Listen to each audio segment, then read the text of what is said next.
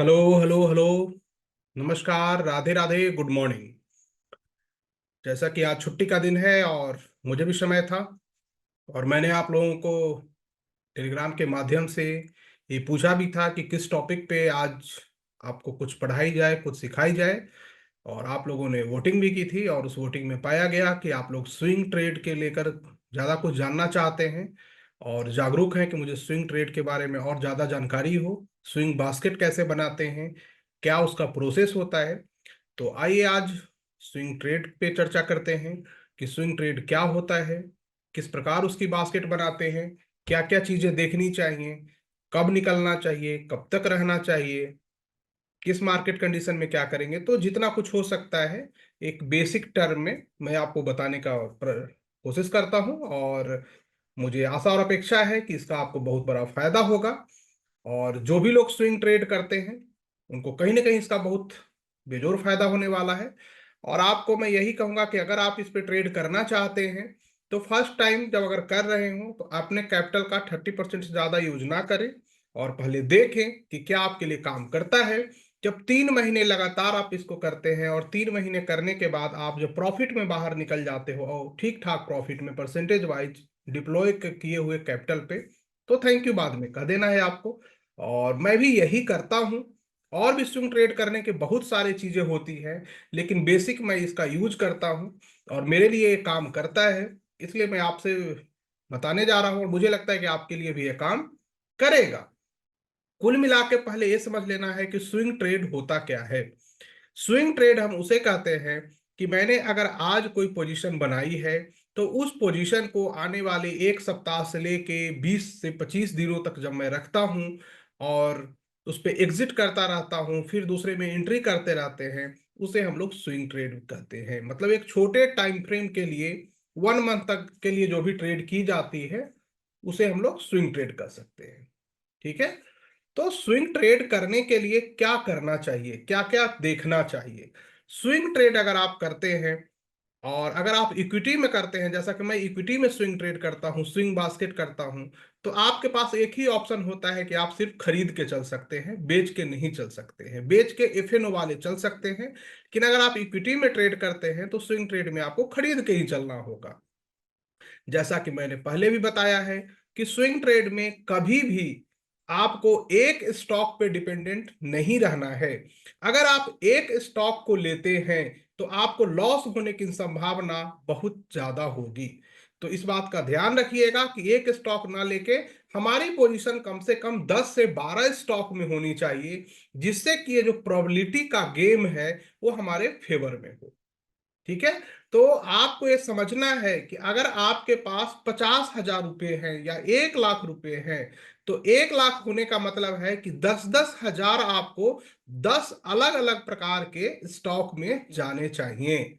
और उन पूरे 1 लाख को जो 10 स्टॉक में आपने इन्वेस्ट किया है उसको एक मानना चाहिए। मतलब उसका प्रॉफिट और लॉस सब एक होगा। क्लियर है। एक मतलब कि जैसे एक स्टॉक हम 1 लाख का लेते हैं और जो देखते हैं नीचे पीएनएल, वो अब आपको 10 स्टॉक में नीचे देखना है पीएनएल क्या है, परसेंटेज वाइज वहां जाकर दे चेक करनी है। ठीक है। तो इस चीज का ध्यान रखिएगा। दूसरी चीज पे ये भी ध्यान रखना है कि आपके पास दो ऑप्शन होते हैं प्रॉफिट बुकिंग के इस स्विंग ट्रेड में जब आप बास्केट बनाते हो। तो पहला होता है कि परसेंटेज वाइज ओवरऑल 10 स्टॉक में से जो भी आया लेकर निकल गए, या एक एक स्टॉक में से निकले। आपको जो भी सुविधाजनक लगे वो अपने सुविधाजन के अनुसार कर सकते हैं। अगर आपको लगता है कि नहीं एक एक स्टॉक निकलने में हमें नहीं हो पाता है, मेरा इमोशन मैच नहीं करता है, तो टोटल ओवरऑल परसेंटेज देख लेना है कि जो भी नीचे 5%, 7%, 10% आ गया मेरा इन्वेस्टमेंट कैपिटल पे, मैंने लेके फिर नई पोजीशन बनाई, या वही पोजीशन आगे बढ़ सकता है तो ट्रेलिंग एसएल के साथ उसको हम आगे बढ़ाएंगे। स्टॉक वाइज ट्रेलिंग एसएल वहां रखना होगा। ये बात का ध्यान रखिएगा, क्योंकि परसेंटेज वाइज कैसे रखेंगे, तो वहां आपको थोड़ा सा स्मार्ट बनना होगा। साथ ही साथ एग्जिट, अगर आप स्विंग बास्केट बनाते हैं तो एग्जिट में भी एक चीज ध्यान रखिएगा कि आपको परसेंटेज वाइज एग्जिट करनी होगी कि 5% से नीचे अगर मेरी पूरी पोर्टफोलियो आ जाती है तो मैं निकल जाऊंगा, या स्टॉक वाइज एग्जिट करनी होगी कि स्टॉक अपना कोई भी सपोर्ट तोड़ देता है तो उस स्टॉक स्पेसिफिक से निकल के उसकी जगह दूसरा ऐड करूंगा, या जो मैं यूज करता हूं कि मैं उसको एवरेज करने का प्लान करता हूं, कि जब भी मेरा कोई स्टॉक गिर जाता है और अच्छा खासा कोई सपोर्ट पे आने के बाद जब दोबारा से उसमें बाइंग आ जाती है तो मैं उसको एवरेज कर लेता हूं। मतलब मैं लॉस बुक इजिली नहीं करता हूं जब तक कि वो 200 डीए में अपना ब्रेक नहीं करते। तो ये मेरी स्टाइल है, आप लोग उसको तभी करें जब आपके पास ठीक ठाक कैपिटल हो जाए और आप अपने रिस्क को समझते हो, अन्यथा ना करें। अब आते हैं प्रोसेस पे, कि ऐसी क्या प्रोसेस है जिसपे हमें स्विंग ट्रेड को देखना चाहिए, स्टॉक को सिलेक्शन करनी चाहिए, क्योंकि स्टॉक सिलेक्शन काफी इंपॉर्टेंट है। तो स्टॉक सिलेक्शन पे हम आते हैं और उस पे आपको बताने का प्रयत्न करते हैं कि स्टॉक कैसे सिलेक्ट करेंगे। वैसे तो स्विंग ट्रेड के लिए स्टॉक सिलेक्ट करने के बहुत से तरीके हैं, अनेकों तरीके हैं। हर को आप जाएंगे, आप ब्रेकआउट बेस पे ले सकते हैं, आप चार्ट रीडिंग में सपोर्ट बेस पे ले सकते हैं, बहुत सारे ऐसे तरीके हो सकते हैं। टेक्निकल टर्म में फंडामेंटल बेस ऐड कर सकते हैं, रिजल्ट बेस पे ऐड कर सकते हैं। लेकिन जो मैं यूज करता हूं सिंपल तरीका क्या है, कि मैं 52 वीक हाई और बोलिंजर बैंड ब्लास्ट इन दोनों को मैच कर देता हूं, और इन दोनों को मैच कर देने के बाद जो रिजल्ट आता है वो काफी अच्छी होती है, और आपको कहीं ना कहीं वो मोह माया से मुक्त रखेगा। मतलब मोह से मुक्त रखेगा, माया तो देता रहेगा। इस बात का ध्यान रखिएगा। और जो भी चीजें मैं बता रहा हूं, इसे लाइव मार्केट में पूरे 90 ट्रेडिंग सेशन टेस्ट करना है, बैक टेस्ट करना है, और जब रिजल्ट आपके फेवर में आए तब आना है कहना कि हाँ मेरे लिए काम करता है। मैं ये वीडियो बस इसलिए बना रहा हूँ, उन लोगों के लिए बना रहा हूँ जो हर कोई हम तक नहीं पहुंच पाते हैं। मैं चाहता हूं कि वो सीखें, समझें और अपने लॉस पे काबू पाएं, और कुछ न कुछ उनको इनकम भी होता रहे। तो 52 वीक हाई और बोलिंजर बैंड ब्लास्ट इन दोनों को जब आप मैच कर देते हैं तो आपके पास कुछ ऐसी चीजें होती हैं जो गिरते हुए बाजार में भी आपको प्रॉफिट देने की संभावना रखती है। उसका कुछ उदाहरण मैं आपके पास दूंगा, वो सिर्फ उदाहरण सीखने के पर्पज से होगा, क्योंकि वहां पे मुझे कुछ स्टॉक के नाम भी लेने होंगे जो कि कहीं ना कहीं मुझे लगता है सही नहीं है, बट जब सिखाना होता है तो एक दो बताना आवश्यक हो जाती है। तो आप उसको बस सीखने के लिए ही यूज करेंगे, ऐसा ना देखें कि मैंने वहां पे स्टडी डाली, आपने उस पर ट्रेड ले लिया और फिर परेशानी। तो ऐसा नहीं करना है, आपको सीखना समझना और खुद से करना है। तो सबसे पहले मैं आपको लिए चलता हूं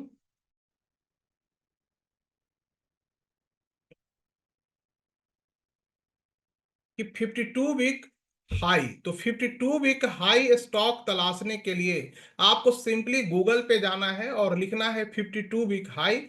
आपको 52 वीक, जैसे यहाँ पे मैंने निकाल के रखा है, आप चाहें तो यहाँ पे बस लिख देंगे 52 बिग हाई स्टॉक लिस्ट, है ना, और उसमें डाल दीजिए एनएसई।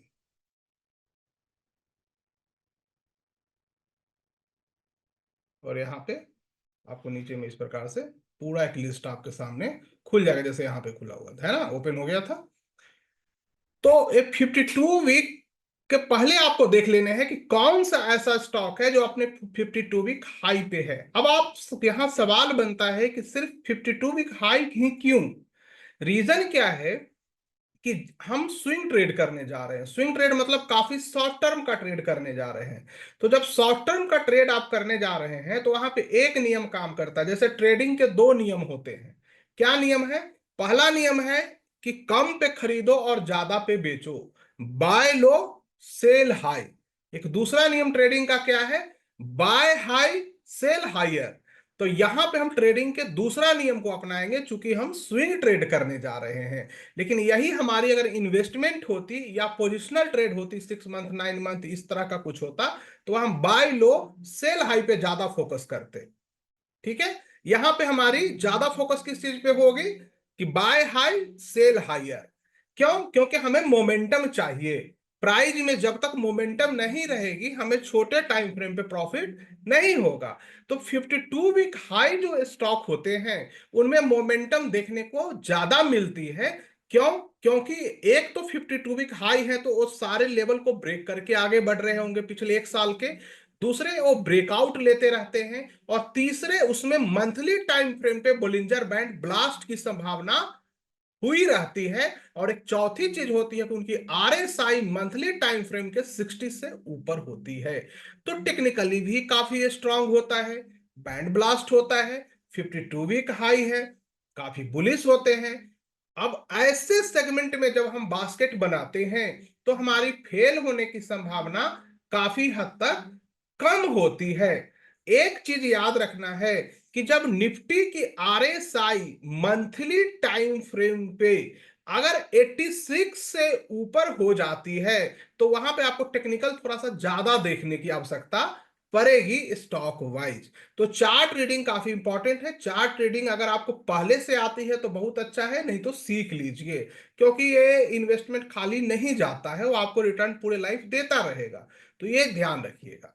तो इतने सारे स्टॉक हमारे पास निकल के आ गए हैं, आप देखेंगे बहुत सारे स्टॉक हैं, है ना। इसमें ढेर सारे स्टॉक हैं, बैंक ऑफ इंडिया से लेके जस है। और आगे बढ़ते हैं तो और भी हमें एक दो स्टॉक यहाँ पे देखने को मिलते हैं, सुप्रिया, तेरा सॉफ्ट, है ना। तो कुल मिला के अपने काम की ढेर सारी स्टॉक है। अब हमें इसमें तलाश करनी है कि 10 से 12 स्टॉक हों जिनको हमें तो उतने ही लेने हैं, हमारे पे उतने ही पैसे, आप सबके सब थोड़े ले सकते हैं। 10 से 12 15 स्टॉक तक ले लिए। तो कुछ स्टॉक को मैं आपको बताता हूं कि उसमें क्या क्या चीजें हम देखेंगे। अब इसमें से आपको सिलेक्ट करनी है।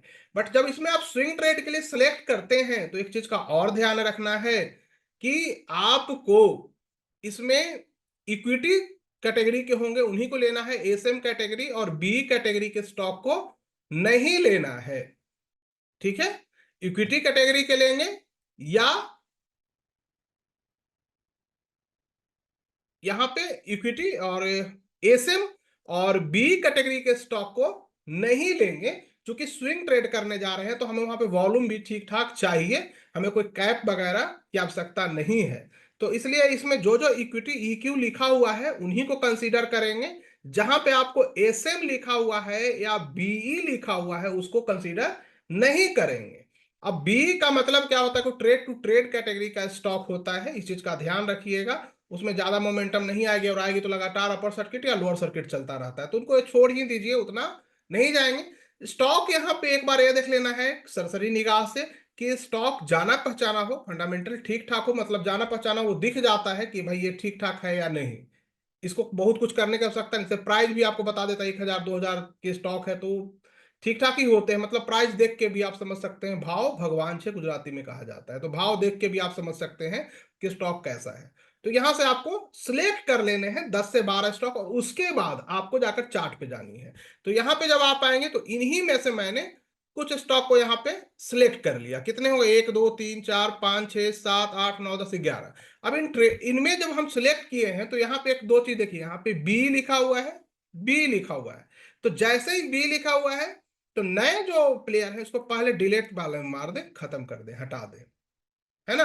बी है तो मुझे नहीं चाहिए, मैं रहता तो मैं लूंगा, क्योंकि मुझे एक्सपीरियंस उसकी है, मुझे पता उसको कैसे हैंडल करनी है। आप नहीं कर पाओगे, आप उस अपर सर्किट लोअर सर्किट को नहीं समझ पाओगे, आपको पेन होगा, और आपको उसके कारण कहीं कहीं निकल जाओगे, बाद में प्राइस बढ़ेगा, तो छोड़ ही देना ज्यादा बेटर है। अब हम चार्ट सिलेक्ट करते हैं कि क्या वो हमारे काम का 52 वीक हाई है, क्योंकि जो भी मैंने उठाया है इसी लिस्ट से उठाया है, आप इसको चेक कर सकते हैं, वो सब इसी लिस्ट में से है। तो पहले एक स्टॉक यहाँ है, इसे हम लोग ओपन करते हैं। ओपन करने के बाद सीधा मंथली टाइम फ्रेम पे जाते हैं। जैसा कि मैंने कहा था कि इसकी जो आर एस आई 14 होगी वो 60 से ऊपर होगी। तो आप देख सकते हैं कि इसकी आर एस आई कितनी, 79 है। ये आर एस आई 14 मैंने लगाया है यहाँ पे ताकि आप देख सके। एक चीज और हमने कहा था कि अगर 52 पे खाई है तो बैंड ब्लास्ट होगी मंथली टाइम फ्रेम पे। तो क्या यहाँ बैंड ब्लास्ट है, तो बैंड ब्लास्ट भी है। अब बैंड ब्लास्ट सिचुएशन क्यों चाहिए मंथली टाइम फ्रेम पे, अगर कोई स्टॉक मंथली टाइम फ्रेम पे बैंड ब्लास्ट है तो उस स्टॉक को गिरने की संभावना काफी कम होती है। बाजार निफ्टी को गिरनी है, किसी को गिरना है गिरे, बट वो इजिली नहीं गिरती है। और उनमें हम एक बास्केट बना दे इन सारी चीजों को मिला के तो उसको गिराना और मुसीबत वाला काम हो जाता है पेट्रोल के लिए। आपको बहुत कम कठिनाई होगी। जैसे कुछ लोग पूछते हैं कि सर गिरते हुए बाजार में बास्केट काम करेगा, मैंने कहा ऐसे दसियों तरीके हैं कि गिरते हुए बाजार में भी बास्केट काम करेगा। क्योंकि निफ्टी गिर रही है तो सेंटिमेंट डाउन होगी, लेकिन प्राइस में बहुत बड़ा डाउन ट्रेंड नहीं देखने को मिलेगा स्ट्रॉन्ग स्टॉक में। वो अलग बात है, जिसको 20% बढ़ना था वो 8% बढ़ेगा, लेकिन वो बढ़ेगा। जितना बढ़ना था सेंटिमेंट डाउन के कारण कम बढ़ेगा, लेकिन स्ट्रॉन्ग स्टॉक है तो बढ़ेंगे। उसको आप लाइव चेक कर सकते हैं, हम लाइव देख सकते हैं आने वाले वक्त में, जैसे हम डिस्कस कर रहे हैं।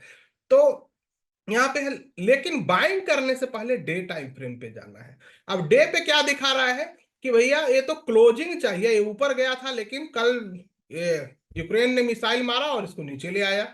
एक मिसाइल पूरी मार्केट को नीचे ला सकती है, तो ये भी आ गया है। तो एक बार क्लोज कर जाए इसके ऊपर तो ये अच्छा से भाग जाएगा। तो अगर इंट्रा डे में आवरली टाइम फ्रेम पे बाइंग दिख जाए तो इसको ऐड, फिर उस केस में हम करते हैं या क्लोज किया तो। अब आगे आते हैं दूसरा में, यहां पे भी ये कर चुका है, तो आवरली टाइम फ्रेम पे बाइंग आ गया तो ऐड कर सकते हैं। जैसे आवरली टाइम फ्रेम पे बाइंग चाहिए, जब भी टेक्निकल आप देखते हैं बैंड ब्लास्ट है ना, आरएसआई 67 60 से ऊपर होगी। जबकि मैंने नहीं किसी का चेक किया आरएसआई इसमें, लेकिन मैं बता रहा हूं जब भी 52 हो तो ये होना है, इसको पूरी संभावना है। तो डे टाइम फ्रेम पे यह तो आवरली टाइम फ्रेम पाएगा तो आगे चलेगा।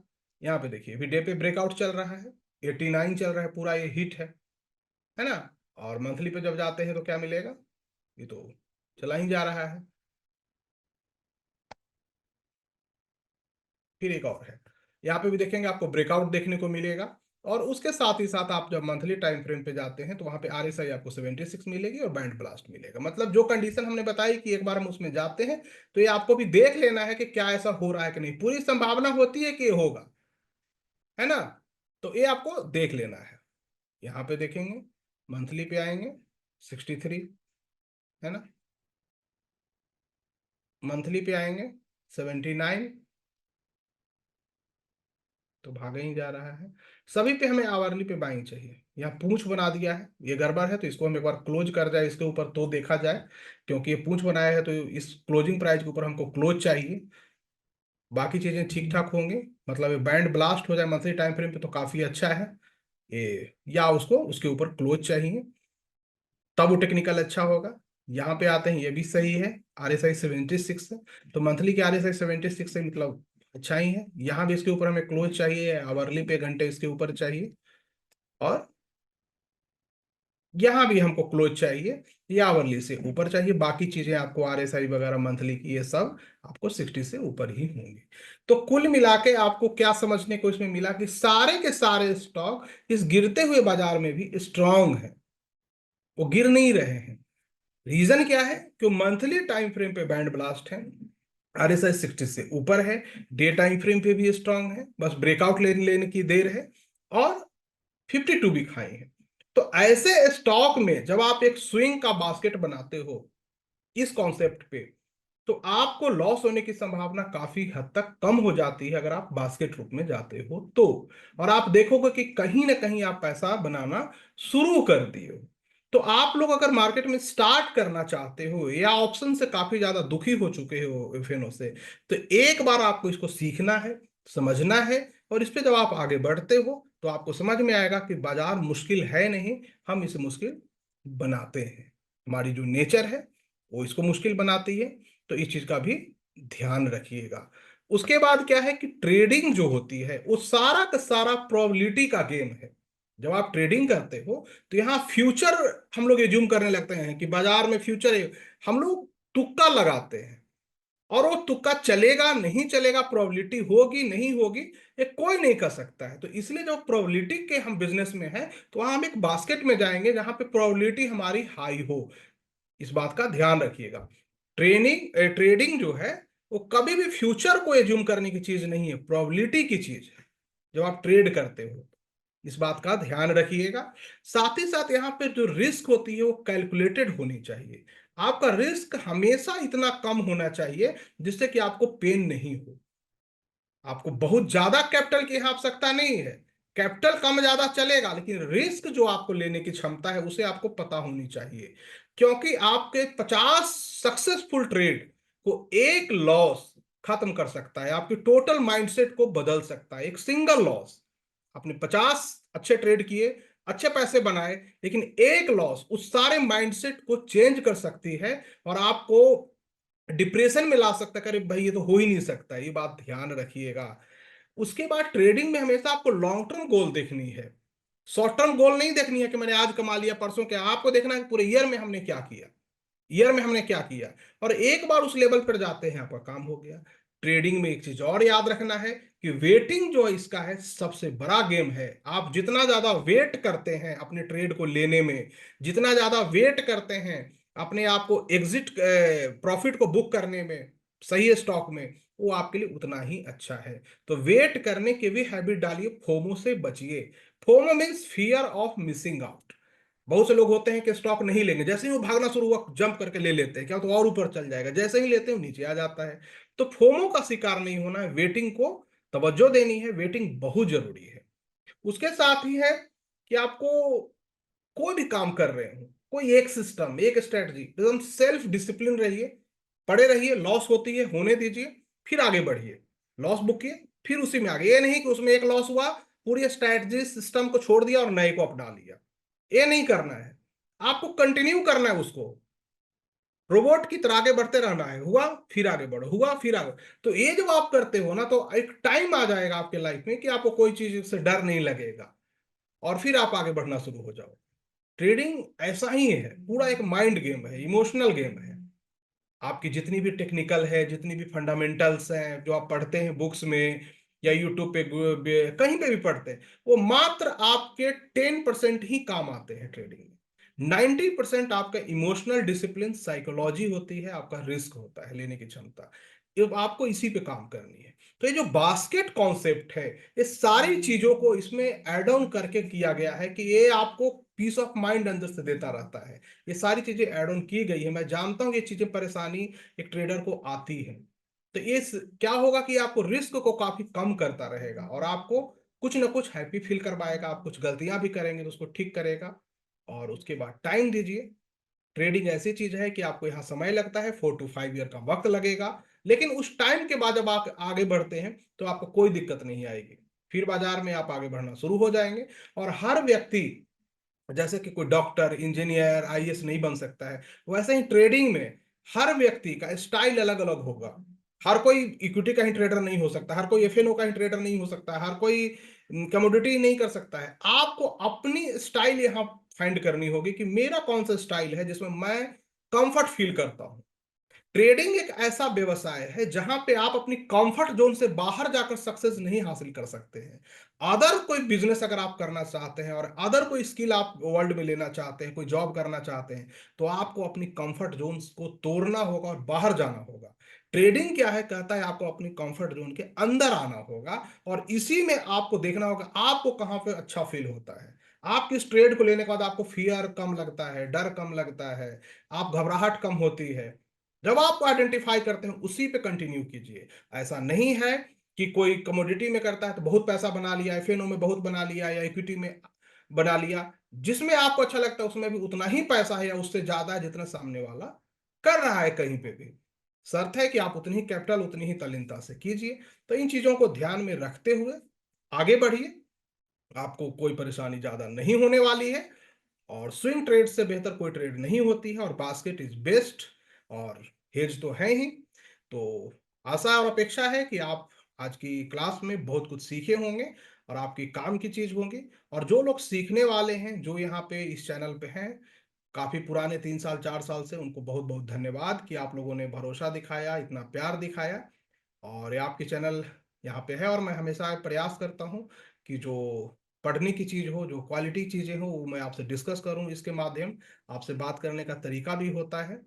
और सबसे बड़ी बात है कि आप जितने लोग यहाँ पे जुड़े हुए हो, आप लोग खुद ब खुद इसको ढूंढा और इस चैनल को ज्वाइन किए हैं। और मैंने कभी भी नहीं कहा किसी को कि आइए ज्वाइन कीजिए या आप मुझे फॉलो कीजिए, लेकिन ये आप लोगों का प्रेम इतना है, इतनी कि भाई यहाँ आएंगे तो कुछ न कुछ तो बेहतर मिलेगा। और इसी के परिणाम है कि आज लगभग 1.5 लाख से ऊपर लोग यहाँ पे जुड़े हुए हैं। तो ये बहुत बड़ी बात है, मैं समझता हूँ कि बिना कोई छलावा, बिना कोई दिखावा, बिना कुछ किए इतने लोग आ रहे हैं। इसका मतलब कि मैं सही डायरेक्शन में हूँ, और आगे भी मैं प्रयास करूंगा कि आप लोगों को और इतनी बेहतर चीजें मिले और कुछ न कुछ आपका भला हो। मेन मैटर है कि आपको अपनी लॉस को बचाना है, और लॉस जिस दिन बचाना सीख गए, प्रॉफिट तो आएगा। सिक्के के दो पहलू होते हैं, या तो प्रॉफिट या लॉस ट्रेडिंग में या इन्वेस्टिंग में। तो आप लॉस बचा लिए, प्रॉफिट आए। दूसरी चीज इन्वेस्टर के लिए कहना चाहूंगा कि बाजार गिर रही है, घबराइए नहीं। आने वाले 7-8 महीने में माहौल बदल जाएगा, वक्त बदल जाएगा, सब कुछ बदल जाएगा और आप के स्टॉक सब भागने शुरू हो जाएंगे। तो घबराने की कोई जरूरत नहीं है। अगर आपके पास अच्छे स्टॉक हैं तो रिलैक्स, चिल, मजे कीजिए, अपने आप पे फोकस कीजिए, जो सीख रहे हैं सीखने पे फोकस कीजिए। ये तो अप डाउन आएगा जाएगा, उससे क्या घबराना है ना। तो ये आपको एक अच्छा इन्वेस्टर भी बनाएगा, ये डाउन ट्रेंड जो है, अच्छा ट्रेडर भी बनाएगा, बहुत कुछ सीखने की चीजें हैं। तो घबराने वाली कोई बात नहीं है। ऐसे कितने सावन आए, कितने सावन चले गए हैं, मैंने देखा है, कोई फर्क नहीं पड़ता है, फिर से बाजार ऊपर आ जानी है। तो उसको आप छोड़ दीजिए इन्वेस्टमेंट को। मेरी भी पोर्टफोलियो है, वो भी कुछ डाउन है, लेकिन क्या फर्क पड़ता है, मुझे पता है कि इसको ऊपर जाना है। तो रिलैक्स रहिए और ट्रेडिंग करते हैं तो स्विंग बास्केट पे फोकस कीजिए, आगे बढ़िए। रही बात मार्केट पे, तो मार्केट को फ्राइडे तक क्लोज होने देते हैं। 200 डीएमए के पास खड़ी है। बाजार को एक यहाँ से बड़ी सी गैप डाउन लेनी चाहिए या सुपर कैंडल बनानी चाहिए, तभी हम मानेंगे कि आप 200 डीएमए को ब्रेक किए हो, अन्यथा हम नहीं मानेंगे। अगर अच्छी खासी ब्रेक डाउन नहीं हो जाती या वीकली बेसिस पे जो पिवेट सपोर्ट है वो ब्रेक करके क्लोज न कर जाए, इसमें से कोई भी चीजें होगी तो हम मान लेंगे कि हाँ जी 200 डीएमए ब्रेक कर गया है। उसके नीचे बस थोड़ा सा अप डाउन क्लोज होने से मत मानिए, क्योंकि ये जो जोन होता है ये 2020 जोन भी होता है। इसमें दोनों साइड में आपको मूवमेंट देखने को मिलेगी। जैसे मैच 2020 में फास्ट होती है ना, तो इधर से बॉल मारा उधर गया, तो इधर भी होगा, कभी ऊपर गया नीचे गया, ये दिखाएगा आपको। यह ट्रैपिंग बहुत होती है 200 डीएमए पे। 200 डीएमए मतलब 200 एसएमएस, सिंपल मूविंग एवरेज, या इसको हम डीएम बोलते हैं, डेली मूविंग एवरेज। तो ये चीज ध्यान रखिएगा, क्योंकि 200 डीएमए मतलब 50 वीक का एवरेज, 50 सप्ताह का एवरेज के पास बाजार खड़ा है। तो इसका मतलब है कि यहाँ पे कुछ न कुछ तो गेम करेगा। तो ब्रेक होना है तो ईमानदारी से हो जाए, फिर हम मान लेंगे। तो इसलिए यहाँ पे सतर्क रहिएगा ट्रेड करने में। अगर आप इंट्राडे करते हैं तो 10-15 मिनट का टाइम फ्रेम यूज कर सकते हैं यहाँ पे, क्योंकि वोलेटिलिटी आपको देखने को मिलेगी। किसी भी दिन गैप गैप अप होता है और 15 मिनट से ज्यादा सस्टेन कर जाता है, तो आप तब तक सेल मत कीजिए जब तक वो बीबैप के नीचे नहीं आ जाए। इस बात का भी ध्यान रखिएगा, या कोई रेजिस्टेंस नहीं मिल जाए आपको, तब तक मत कीजिएगा, क्योंकि गैप अप लेकर अगर प्राइस सस्टेन कर गई तो इजिली नीचे नहीं आती है। ये बात आप ध्यान रखिएगा। चलिए इसी के साथ सेवा समाप्त करते हैं और फिर मिलेंगे आप लोगों से बहुत जल्द। और मुझे आशा है कि इस पर आप मेहनत करेंगे, 3-4 महीने मेहनत कर लीजिए। 3-4 महीने में ही आपको समझ में आ जाएगा क्या खोया क्या पाया। अगर आप 4-5 वर्षों से भी संघर्ष कर रहे हैं तो इस 3-4 महीने में हो सकता है कि उस जो लर्निंग आपकी कर्व है उसको ये छोटा कर दे और आपको आपका रास्ता जीवन का मिल जाए। तो इसी के साथ शुभकामनाओं सहित राधे राधे, नमस्कार। आप सभी का दिन शुभ हो और वोटिंग जरूर करना है, महाराष्ट्र में वोटिंग है। थैंक यू, धन्यवाद।